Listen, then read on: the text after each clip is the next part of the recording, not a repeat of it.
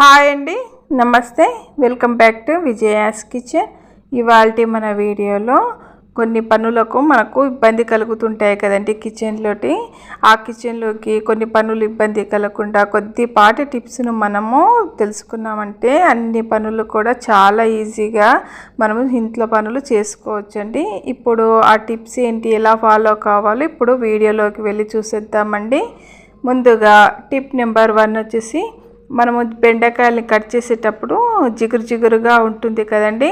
బెండకాయలు కట్ చేసేటప్పుడు జిగురుగా అనిపిస్తుంది, కట్ చేయడానికి ఇబ్బందిగా అనిపిస్తుంది. అలాగే బెండకాయ కర్రీ కూడా చేసేటప్పుడు కూడా జిగురుగా ఉంటుంది కదండి.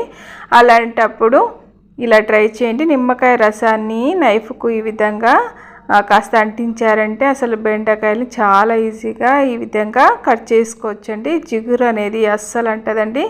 మీరు కర్రీ చేసేటప్పుడు అయినా కూడా కాస్త నిమ్మరసాన్ని అప్లై వేసారంటే అసలు జిగురు అనేది అస్సలు ఉండదండి. బెండకాయ ఈ విధంగా మనము ఇబ్బంది లేకుండా చాలా ఈజీగా పని చేసుకోవచ్చండి. మీకు కూడా ఈ టిప్ నచ్చినట్లయితే తప్పకుండా ట్రై చేయండి.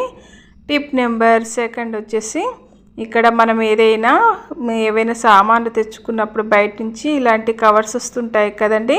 ఇలాంటి కవర్స్ మనము పాడేయకుండా ఈ విధంగా మనము కిచెన్లో యూజ్ చేసుకోవచ్చండి. ఈ విధంగా బౌల్ పెట్టుకొని దానికి రౌండ్గా హోల్ చేసుకోవాలండి. ఈ విధంగా రౌండ్ షేప్ వచ్చే విధంగా పెన్తో ఈ విధంగా ముందుగా ఈ విధంగా గీసుకున్న తర్వాత దీన్ని కట్ చేసుకోవాలి. ఈ విధంగా రౌండ్ షేపులో కట్ చేసుకొని దీనికి అడుగు భాగంలో ఒక మందపాటి అట్టను పెట్టుకోవాలండి. మందంగా ఉండడానికి పెట్టుకొని దీంట్లోకి వెల్లుల్లిపాయలే కానీ ఆనియన్సే కానీ వేసుకోవాలి. ఏదైనా సరేనండి, వేసుకొని మీకు ఎప్పుడు కావాలంటే అప్పుడు ఈ విధంగా ఈజీగా తీసుకోవచ్చండి. ఇలాంటి కవర్లను మనము పడేయకుండా కిచెన్లోకి ఈ విధంగా యూజ్ చేసుకోవచ్చండి. ఈ విధంగా వేస్ట్గా పడేసే కవర్లతో మనం కిచెన్లో ఇలాంటివి యూజ్ చేసుకోవచ్చండి. మీకు ఈ టిప్ నచ్చినట్లయితే, మీకు కూడా యూజ్ అనిపిస్తే తప్పకుండా ట్రై చేయండి. మరి తర్వాత టిప్ నెంబర్ 3 వచ్చేసి, ఒక ప్లాస్టిక్ బాటిల్ తీసుకొని, వాటర్ బాటిల్స్ ఉంటాయి కదండి, ఆ వాటర్ బాటిల్కు పైన కట్ చేసుకోవాలి. తర్వాత అడుగు భాగం కూడా ఈ విధంగా సగం వరకు కట్ చేసుకోవాలండి. చేసుకొని ఇక్కడ హోల్స్ చేసుకొని ఈ విధంగా ఏదైనా తాడు కట్టుకోవాలండి. సన్న తాడుని కట్టుకోవాలి. ఇక్కడ నేను చూపిస్తున్న విధంగా కట్ చేసుకొని ఈ విధంగా పెట్టుకున్న తర్వాత కవర్స్ ఉంటాయి కదండి, మనకు అవసరమైనప్పుడు ఏవైనా సరేనండి, అవి కవర్స్ని చాలా ఈజీగా తీసుకోవడానికి ఇబ్బందిగా అవుతుంది. ఈజీగా తీసుకోవాలంటే ఈ విధంగా బాటిల్లోకి ఒక కవర్ను వేసి ఈ విధంగా గోడకు తగిలించుకొని మనకు అవసరమైనప్పుడు ఒక్కొక్క కవర్ని ఈ విధంగా తీసుకోవచ్చండి. ఎప్పుడు అవసరమంటే అప్పుడు ఈ విధంగా తీసుకోవచ్చు.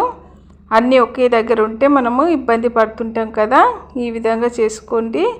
మీకు ఈ టిప్ యూజ్ అనిపిస్తే ట్రై చేయండి. తర్వాత టిప్ నెంబర్ 4 వచ్చేసి, బంగాళదుంపలు ఒకసారి కలర్ మారుతుంటాయి, అదే విధంగా గుల్లలా వస్తుంటాయి కదండి, ఎక్కువ రోజు నిల్వ ఉండవు కదా.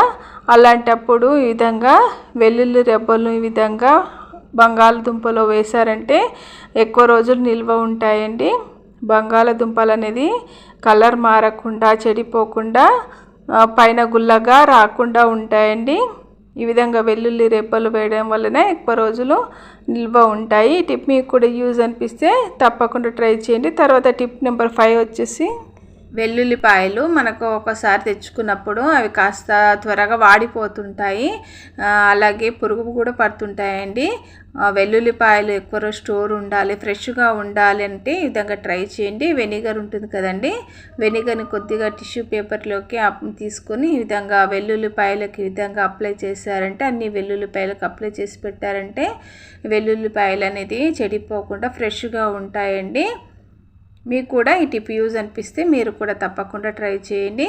టిప్ నెంబర్ 6 వచ్చేసి, పచ్చిమిర్చి అనేది మనం కట్ చేసేటప్పుడు అసలు చేతులు అనేది మంటగా ఉంటాయి కదండి, అప్పుడు మనకు కాస్త ఇబ్బందిగా ఉంటుంది, ఏ పని చేయలేము కూడా. అలా కాకుండా ఉండాలంటే కొద్దిగా ఆయిల్ అనేది అప్లై చేసుకోవాలండి. చేతికంతా కూడా ఆయిల్ని అప్లై చేసుకొని మళ్ళీ మీరు పచ్చిమిర్చి అనేది కట్ చేసుకుంటే అసలు చేతికి మంట అనేది అస్సలు ఉంటుందండి. మీరు ఏ పనులైనా చాలా ఈజీగా చేసుకోవచ్చు. ఈ టిప్ మీకు కూడా యూజ్ అనిపిస్తే మీరు కూడా తప్పకుండా ట్రై చేయండి. టిప్ నెంబర్ 7 వచ్చేసి ఇక్కడ ఆయిల్ డబ్బాలే కానీ నెయ్యి కానీ ఏదైనా సరేనండి, జిడ్డుగా ఉన్న ఏవైనా ప్లాస్టిక్ డబ్బాలే కానీ ఏవైనా ఉన్నప్పుడు చాలా ఈజీగా క్లీన్ చేసుకోవాలి అంటే ఒక బౌల్లోకి 2 టేబుల్ స్పూన్ల శనగపిండి అలాగే విమ్ లిక్విడ్ కొద్దిగా వాటర్ని వేసి ఈ విధంగా కలుపుకోవాలండి. దీన్ని ఒక పేస్ట్ లాగా చేసుకోవాలి. ఈ విధంగా పేస్ట్ లాగా చేసుకొని ఇప్పుడు ఈ పేస్ట్ అంతా కూడా ఒక స్క్రబ్బర్ తీసుకొని దాంతో పేస్ట్ని తీసుకొని ఈ విధంగా తోముకున్నారంటే అసలు చాలా ఈజీగా జిడ్డు మరకలు అనేది పోతాయండి. జిడ్డు ఉన్న ఏ బాక్స్లోకైనా సరే లేదంటే గోడలపైన జిడ్డుగా ఉన్నా సరేనండి, ఈ పేస్టుతో మనము యూజ్ చేసామంటే చాలా ఇబ్బంది పడకుండా చాలా త్వరగా క్లీన్ చేసుకోవచ్చు అనమాట. చూడండి చాలా చక్కగా క్లీన్ అవుతాయండి. మనము ఎక్కువ శ్రమ పడనవసరం లేదు. ఈ విధంగా ఈ పేస్ట్తో చాలా ఈజీగా క్లీన్ చేసుకోవచ్చు అండి జిడ్డు మరకలను. మీకు కూడా ఈ టిప్ యూజ్ అనిపిస్తే తప్పకుండా ట్రై చేయండి. టిప్ నెంబర్ 8 వచ్చేసి మనము పులిహోరలకే కానీ లేదంటే సాంబార్లే కానీ చింతపండు నానేస్తుంటాం కదండి. ఒక్కసారి చింతపండు నానేయడం మర్చిపోయినప్పుడు మనకు అత్యవసరంగా చింతపండు నానాలి అంటే ఈ విధంగా ఏదైనా పప్పు కానీ ఏదైనా రైస్ కానీ చేస్తున్నప్పుడు ఈ విధంగా విజిల్ దగ్గర చింతపండు పెడితే చాలా తొందరగా నానిపోతుందండి. లేదంటే మీరు చింతపండులో కాస్త వేడి నీరు పోసినా కూడా చింతపండు అనేది నానిపోతుంది. ఈ విధంగా నానిన చింతపండులోకి మీరు వాటర్ని యాడ్ చేసి దాన్ని గుజ్జులాగా తీసేసుకొని మీరు వంటలోకి వాడుకోవచ్చండి. ఈ విధంగా చింతపండుని రసాన్ని ఈ విధంగా మర్చిపోయినప్పుడు ఈ టిప్తో తప్పకుండా ట్రై చేయండి. ఈ టిప్ మీకు కూడా యూజ్ అనిపిస్తే తప్పకుండా ట్రై చేయండి.